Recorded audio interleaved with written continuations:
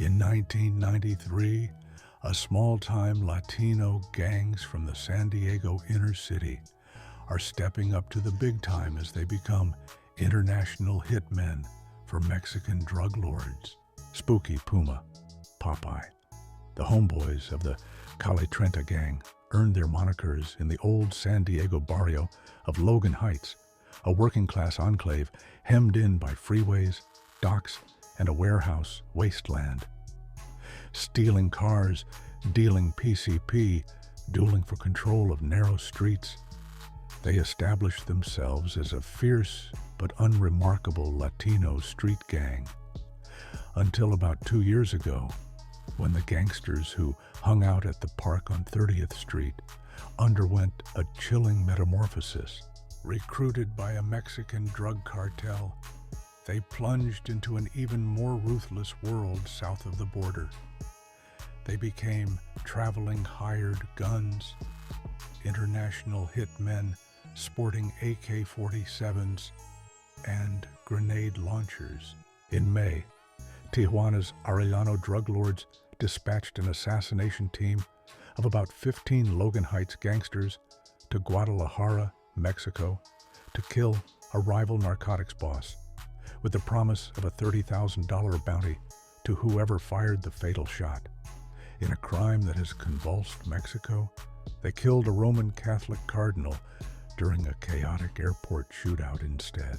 6 suspected San Diego gang members have been arrested by the Mexican police, U.S. Drug Enforcement Administration, and other agencies, which are working around the clock to locate more than a dozen fugitives and determine the extent of the unprecedented alliance between Mexican drug syndicates and the U.S. gang members. Another problem, gangs. Gang members, of course, are well known for protecting their turf, often violently. Well, now comes word that members of a San Diego gang are wanted for murder on the territory of another country, Mexico.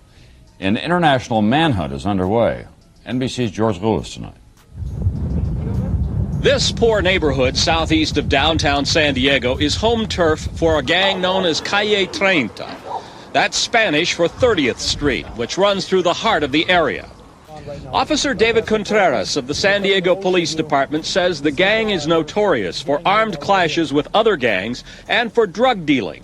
We arrested numerous members of this gang for the sales and the possession and the use of PCP.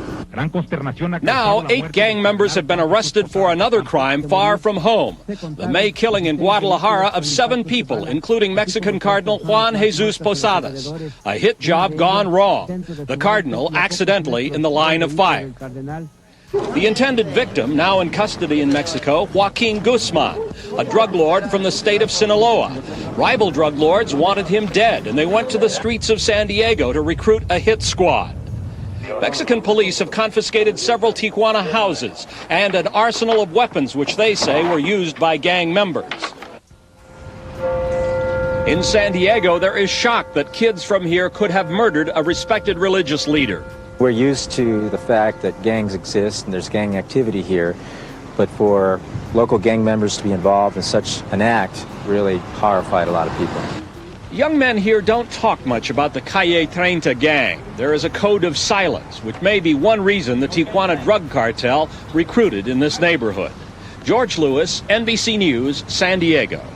This is the first time we actually have had hard evidence that a Hispanic street gang was recruited by a drug cartel to act as bodyguards, guard safe houses, and carry out killings, said William J. Esposito, special agent in charge of the FBI's San Diego office. He added, "It makes apprehension and prosecution difficult when you get people running across borders, lured by the money and the action. As many as 30 Logan Heights gang members served as soldiers in a swaggering entourage of the Arellano brothers, 4 flamboyant Sinaloans who ran drug trafficking in northwest Mexico, according to federal officials. People get a picture of gangs very much located in pockets within a city, said Julius Beretta, special agent in charge of DEA in San Diego. This gives a whole new implication to gangs in America. This gang is international now. Police describe the Calle Treinta as one of the most dangerous and active in the city. They are the worst gang in San Diego, said Officer David Contreras. The most violent, the most sophisticated. In the past, the gangsters strayed from their turf only as far as Los Angeles to purchase PCP that they dealt in small quantities, police said. Like other Latino gang members, they generally regarded Tijuana as a place to carouse, especially Avenue Revolution, the garish tourist strip, except for occasional skirmishes when rivals crossed paths at discos.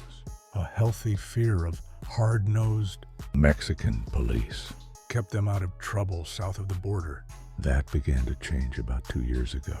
Authorities say a legendarily tough ex-convict known as Charlie, a veterano in his 30s, who moved back and forth across the border frequently, became a lieutenant of the Arellanos.